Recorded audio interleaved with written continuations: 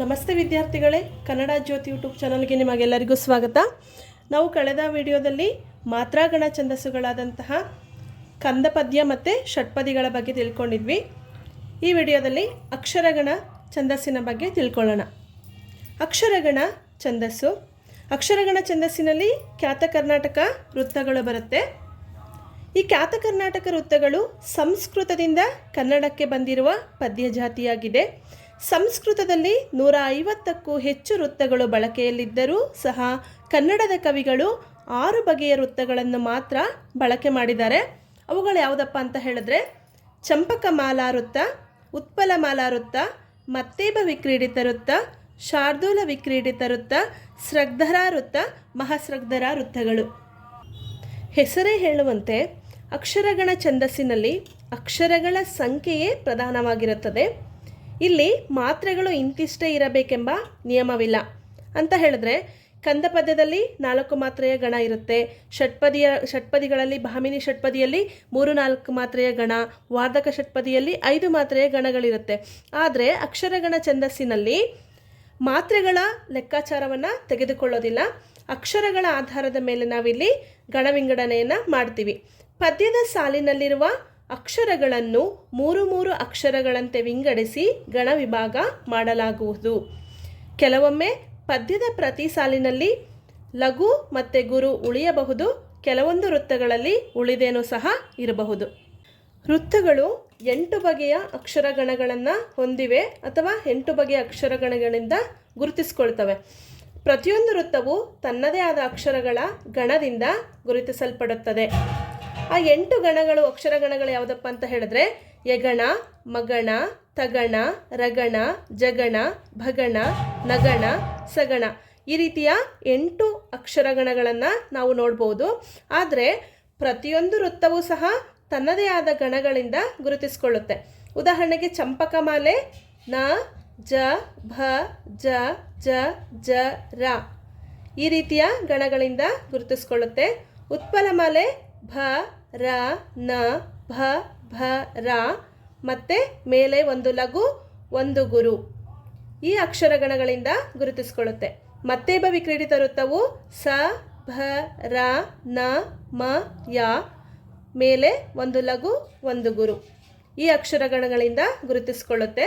ಶಾರ್ದೂಲ ವಿಕ್ರೀಡಿತ ವೃತ್ತವು ಮ, ಸ, ಜ, ಸ, ತ, ತ ಮೇಲೊಂದು ಗುರು ಈ ಅಕ್ಷರಗಣಗಳಿಂದ ಗುರುತಿಸಿಕೊಳ್ಳುತ್ತೆ. ಸ್ರಗ್ಧರ ವೃತ್ತವು ಮ, ರ, ಬ, ನ, ಯ, ಯ, ಯ ಎಂಬ ಅಕ್ಷರಗಣಗಳಿಂದ ಗುರುತಿಸಿಕೊಳ್ಳುತ್ತೆ. ಮಹಾಸ್ರಗ್ಧರ ವೃತ್ತವು ಸ, ತ, ತ, ನ, ಸ, ರ, ರ ಮತ್ತು ಮೇಲೊಂದು ಗುರು ಈ ಅಕ್ಷರಗಣಗಳಿಂದ ಗುರುತಿಸಿಕೊಳ್ಳುತ್ತದೆ. ಹಾಗಾದರೆ ಈ 8 ಬಗೆಯ ಅಕ್ಷರಗಣಗಳನ್ನು ನಾವು ಹೇಗೆ ಗುರುತಿಸ್ಕೊಳ್ಬೋದು, ಹೇಗೆ ಕಂಡುಕೊಳ್ಬೋದಪ್ಪ ಅಂತ ಹೇಳಿದ್ರೆ ಒಂದು ಸೂತ್ರವಾಕ್ಯ ಇದೆ.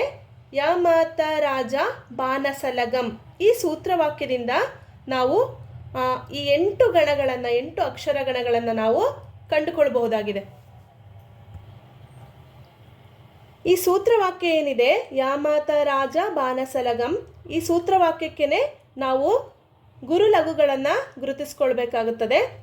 ಆ ಮೂಲಕ ನಾವು ಯಗಣ, ಮಗಣ, ತಗಣ, ರಗಣ, ಜಗಣ, ಭಗಣ, ನಗಣ, ಸಗಣ ಈ 8 ಗಣಗಳನ್ನು ಕಂಡುಕೊಳ್ಬೋದು. ಹೇಗಪ್ಪ ಅಂತ ಹೇಳಿದ್ರೆ ಈಗ ಯಗಣ ಯ, ಮ, ತ, ಯ, ಮ, ತ ಒಂದು ಲಘು, ಮಾ ದೀರ್ಘಾಕ್ಷರ ಆಗಿರೋದ್ರಿಂದ ಗುರು, ತ ದೀರ್ಘಾಕ್ಷರ ಆಗಿರೋದ್ರಿಂದ ಗುರು, ಲಘು ಗುರು ಗುರು ಯಗಣವಾಗುತ್ತದೆ. ಮಗಣ ಮಾ ಇಂದ 3 ಅಕ್ಷರಗಳಿಗೆ ಎಣಿಸ್ಕೊಳ್ಬೇಕು. ಮಾ ತಾರ, ಮಾ ತಾರ ಮಾ ದೀರ್ಘಾಕ್ಷರ ಆಗಿರೋದ್ರಿಂದ ಗುರು, ತ ದೀರ್ಘಾಕ್ಷರ ಆಗಿರೋದ್ರಿಂದ ಗುರು, ರ ದೀರ್ಘಾಕ್ಷರ ಆಗಿರೋದ್ರಿಂದ ಗುರು. ಮಗಣ 3 ಗುರುಗಳಿಂದ ಗುರುತಿಸಲ್ಪಡುತ್ತದೆ. ನಂತರ ತಗಣ ತ, ರ, ಜ ತ ದೀರ್ಘಾಕ್ಷರ ಆಗಿರೋದ್ರಿಂದ ಗುರು, ರ ದೀರ್ಘಾಕ್ಷರ ಆಗಿರೋದ್ರಿಂದ ಗುರು, ಜ ಲಘು ಆಗಿದೆ. ತಗಣವು 2 ಗುರು 1 ಲಘುವಿಂದ ಗುರುತಿಸಿಕೊಳ್ಳುತ್ತೆ. ನಂತರ ರಗಣ ರ, ಜ, ಭ ರ ದೀರ್ಘಾಕ್ಷರ ಆಗಿರೋದ್ರಿಂದ ಗುರು, ಜ ಲಘು, ಭ ದೀರ್ಘಾಕ್ಷರ ಆಗಿರೋದ್ರಿಂದ ಗುರು. ರಗಣವು ಮಧ್ಯ ಲಘುವಿನಿಂದ ಗುರುತಿಸಿಕೊಳ್ಳುತ್ತದೆ. ಜಗಣ ಜ ಭ ನ ಜ ಭ ನ ಜ ಲಘು ಆಗುತ್ತೆ, ಭ ದೀರ್ಘಾಕ್ಷರ ಆಗಿರೋದ್ರಿಂದ ಗುರು, ನ ಲಘು. ಜಗಣವು ಮಧ್ಯ ಗುರುವಿನಿಂದ ಗುರುತಿಸಿಕೊಳ್ಳುತ್ತದೆ. ಭಗಣ ಭ ನ ಸ ಭ ದೀರ್ಘಾಕ್ಷರ ಆಗಿರೋದ್ರಿಂದ ಗುರು, ನ ಲಘು ಸ ಲಘು. ಭಗಣವು ಮೊದಲು ಗುರು ಬಂದು ನಂತರ 2 ಲಘುಗಳಿಂದ ಗುರುತಿಸಿಕೊಳ್ಳುತ್ತದೆ.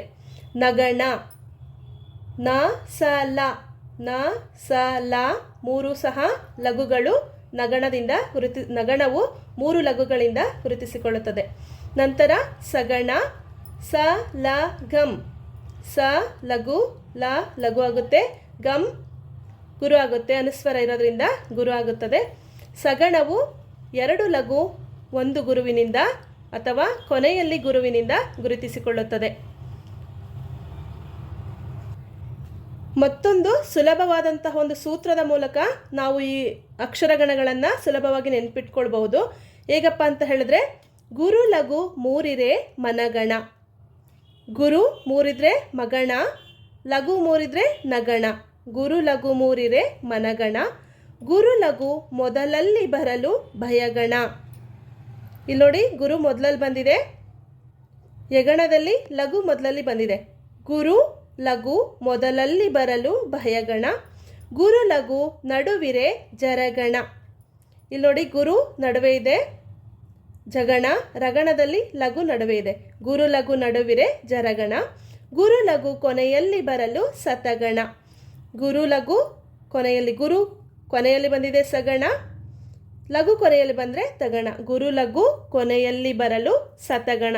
ಈ ಒಂದು ಸೂತ್ರದ ಮೂಲಕ ನಾವು ಸುಲಭವಾಗಿ ಈ ಅಕ್ಷರಗಣಗಳನ್ನು ನೆನ್ಪಿಟ್ಕೊಳ್ಬಹುದು. ಈ ಸೂತ್ರವನ್ನು ನೀವು ಕಂಠಪಾಠ ಮಾಡಿಕೊಂಡ್ರೆ ಅಭ್ಯಾಸದ ದೃಷ್ಟಿಯಿಂದ ಒಳ್ಳೆಯದಾಗುತ್ತೆ. ನಂತರ ಚಂಪಕಮಾಲ ವೃತ್ತ. ಉದಾಹರಣೆಯ ಮೂಲಕ ಚಂಪಕಮಾಲ ವೃತ್ತವನ್ನು ತಿಳಿದುಕೊಳ್ಳೋಣ. ಚಂಪಕಮಾಲ ವೃತ್ತವು 4 ಸಾಲಿನ ಪದ್ಯವಾಗಿರುತ್ತದೆ. ಪ್ರತಿ ಸಾಲು 21 ಅಕ್ಷರಗಳಿಂದ ಕೂಡಿರುತ್ತದೆ. ನ ಝ ಬ ಜ ಜ ಜ ರ ಎಂಬ ಅಕ್ಷರಗಣಗಳಿಂದ ಕೂಡಿರುತ್ತದೆ. ಉದಾಹರಣೆಯಾಗಿ ಪಂಪನ ವಿಕ್ರಮಾರ್ಜುನ ವಿಜಯದ ಸಾಲುಗಳನ್ನು ನಾನು ತಗೊಂಡಿದ್ದೀನಿ. ಇಲ್ಲಿ ನೋಡಿ, ನೆನೆಯದಿರಣ್ಣ ಭಾರತದೊಳಿಂ ಪೆರರಾರು ಮನೊಂದೇ ಚಿತ್ತದಿಂ ನೆನೆ ಒಡೆ. ಇಲ್ಲಿ 3 ಅಕ್ಷರಗಳಿಗೆ, ನಾನು ಮೊದಲೇ ಹೇಳಿದೆ ಇದು ಅಕ್ಷರಗಳಿಗೆ ಗಣವನ್ನು ವಿಂಗಡಣೆ ಮಾಡಬೇಕು ಅಂತ. 3 ಅಕ್ಷರಗಳನ್ನು ಎಣಿಸ್ಕೊಂಡು ಅಕ್ಷರಗಳಿಗೆ 3 ಅಕ್ಷರಗಳಿಗೆ ಗಣ ವಿಂಗಡಣೆಯನ್ನು ಮಾಡಿಕೊಳ್ಬೇಕಾಗುತ್ತದೆ. ಈ ರೀತಿಯಾಗಿ ಇದು ಮುಂದಿನ ಸಾಲಿಗೆ ಸೇರುತ್ತದೆ. ಅಕ್ಷರಗಳನ್ನು ಎಣಿಸ್ಬೋದು ನೀವು. 21 ಅಕ್ಷರಗಳಿರುತ್ತೆ.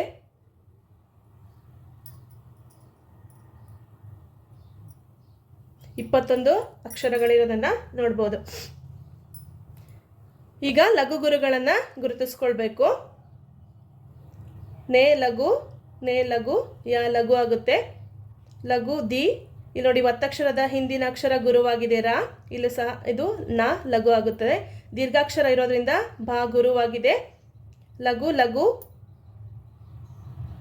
ದೋ ಲಘು ಆಗುತ್ತೆ. ಇಲ್ಲಿ ಅನುಸ್ವರದಿಂದ ಕೂಡಿದ ಅಕ್ಷರ ಗುರುವಾಗಿದೆ.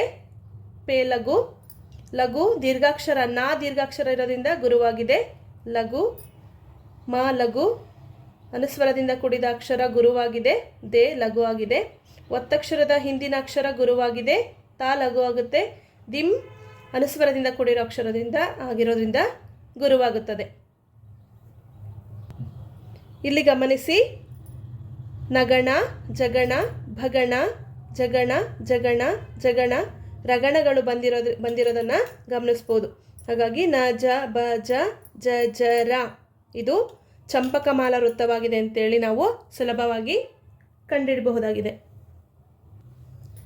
ಇನ್ನೊಂದು ಉದಾಹರಣೆಯನ್ನು ಗಮನಿಸಿ. ಇಲ್ಲಿ ನೋಡಿ, ನೆನೆ ಒಡೆ ಕರ್ಣನಂ ನೆನೆಯ ಕರ್ಣನೊಳ ಆರ್ದೊರೆ ಕರ್ಣನೇರು ಕರ್ಣನ. ಇಲ್ಲಿ 3 ಅಕ್ಷರಗಳಿಗೆ ಗಣ ವಿಂಗಡಣೆಯನ್ನು ಮಾಡಿಕೊಳ್ಬೇಕು. 1 2 3 1 2 3 1 2 3 1 2 3 1 ಇದು ಅರ್ಧಾಕ್ಷರವನ್ನು ಸೇರಿಸಿ 2 ಸೇರಿ ಒಂದಾಗಿ ತಗೊಳ್ಬೇಕು. 1 2 3 1 2 3 ನೇ ರೀಕ 1 2 3. ಈಗ ಲಘು ಗುರು ಹಾಕೋಣ. ನೇ ಲಘು ಲಘು ಲಘು ಲಘು. ಒತ್ತಕ್ಷರದ ಹಿಂದಿನ ಅಕ್ಷರ ಗುರುವಾಗುತ್ತದೆ. ಇದು ಲಘು. ಅನುಸ್ವರದಿಂದ ಕೂಡಿದ ಅಕ್ಷರ ಗುರು.